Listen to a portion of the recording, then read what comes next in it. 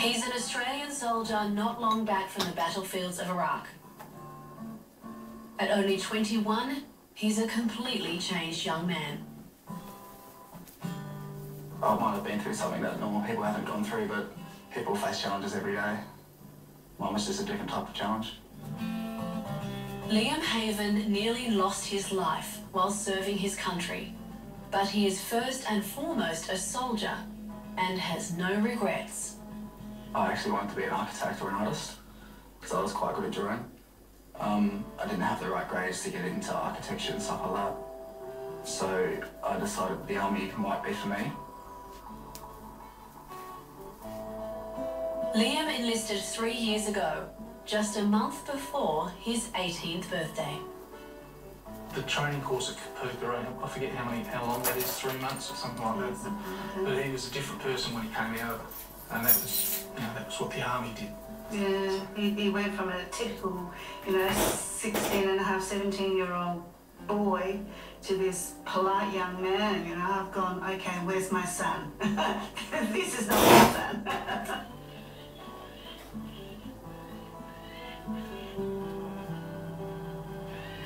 In November 2007, 19-year-old Liam left for Iraq.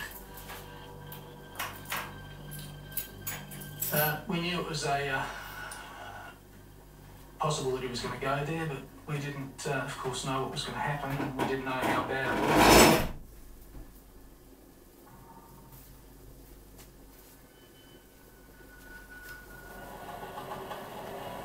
was. It was 4:15 a.m. and Liam was coming to the end of a night patrol in the desert.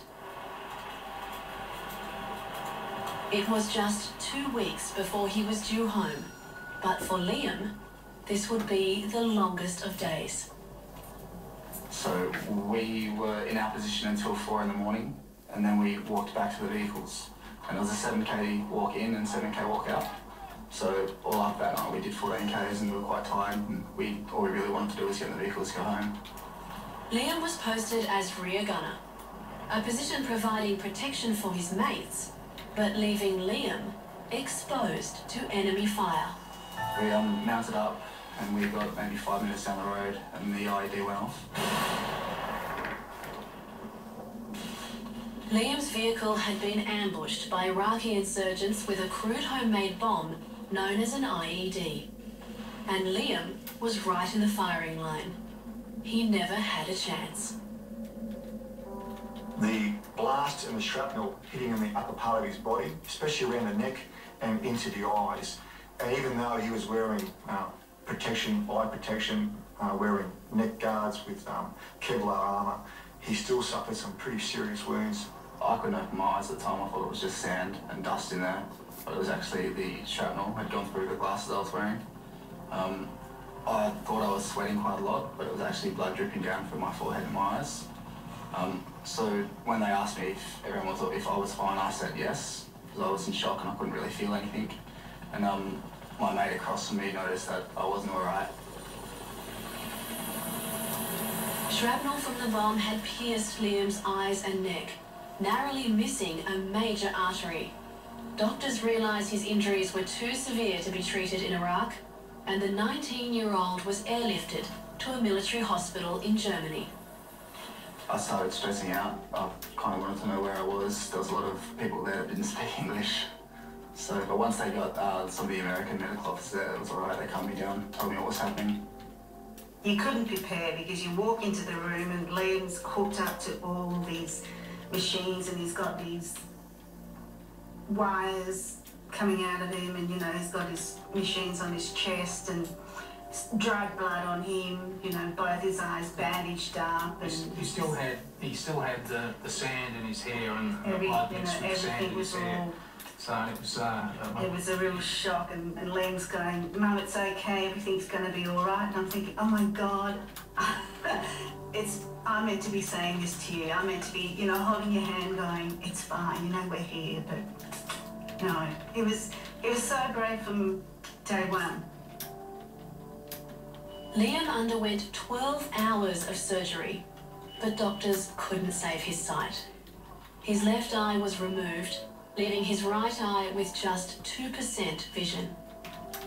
I spent the night with Liam by his bedside, and it wasn't until 2 or 3 hours later he finally said, "How did it go?" And I didn't want to tell him, so I just said it's okay, sort of thing. But I think he knew then as well. I think you can imagine the shock to, in literally a flash, lose your sight after 19 years. The first meeting, I was very impressed by Liam. I asked him, "Well, you lost your sight. What do you think about that?" And he looked at me and he said, "Dr. Chu, life is full of problems. This is only one of them, so I will learn to adapt to it and deal with it." Balls on your right. Yep.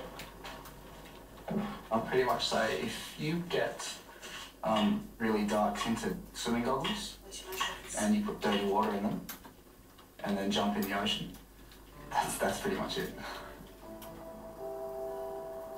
Perhaps it's his inbuilt determination. Perhaps it's the army training. But 2 years on, one step at a time, Liam Haven is taking control of his future.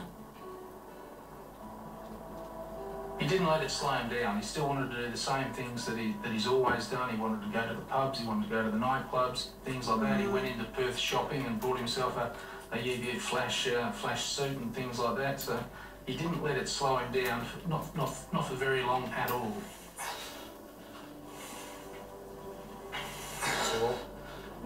One, I've always loved your movies and stuff like that. If I go and see like a real visual masterpiece or something, I'll take a friend of mine and that's kind of narrate it or something like that. So it's good in a way because I get to use my imagination. So if the cinematography isn't really that good, I can make it awesome in my head. So come on, 1,000, yes. He's not let himself become the victim.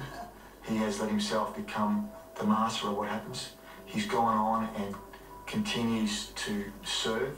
He's finding ways to continue his career. So that's E or Alpha? Number 0. 9. E. Each day, Liam works towards once again having an active role in the Australian Army. On the list. There's lots of different ways I can go. I can go into clerical work with computers and stuff like that.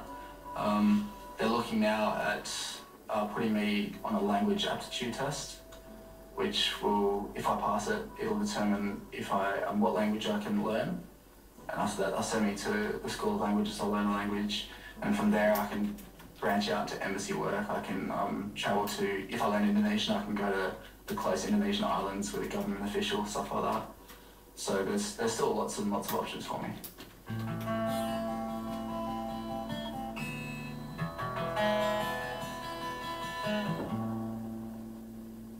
On Liam's right arm is written, "Live in the moment." And that was a tattoo he put there before he went to Iraq. And that's exactly that man's character. He lives in the moment. That's what I find immensely courageous and inspirational.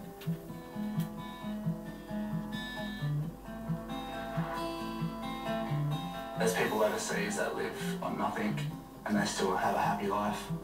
So I look at that and I say, if they can be happy with nothing, I can be happy like this.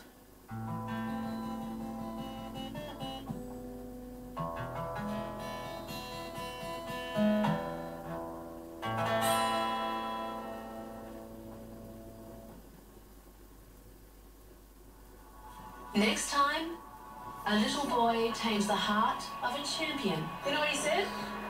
He said you're his hero. Courage beyond belief. And he was crying, and he said he was saying his goodbyes. So then I said to Jon, "Come on, let's go." And we just turned around and went back in. And a quick-thinking 5-year-old saves her mother's life.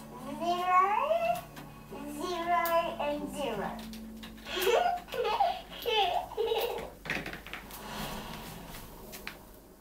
Next